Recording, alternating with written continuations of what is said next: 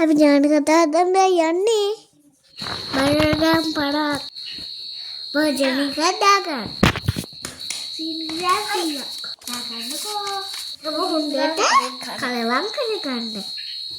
වෙල බින්දු දාගන්නකෝ. ඊට පස්සේ පිටපෙක්කුත් දාගන්න. ඒක මික්ස් කරන්න.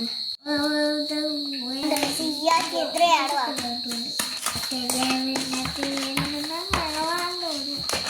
Go.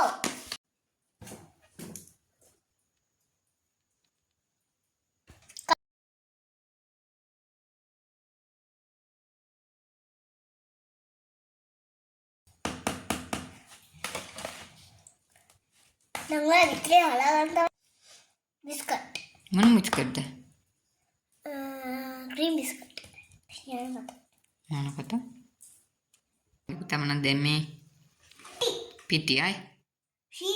Sini ay? Butter. Butter tahu?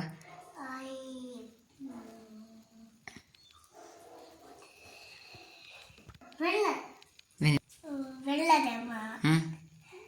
Pitra dema. Pitra dema dah. Ay.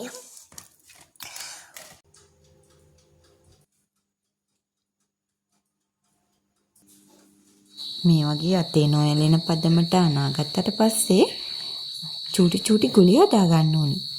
ඊට පස්සේ අපි ඒක අපේ අතේ තියලා පොඩ්ඩක් රොටියක් වගේ හදාගෙන ඒක අපි සීනි එකේ ගා ගන්න ඕනේ.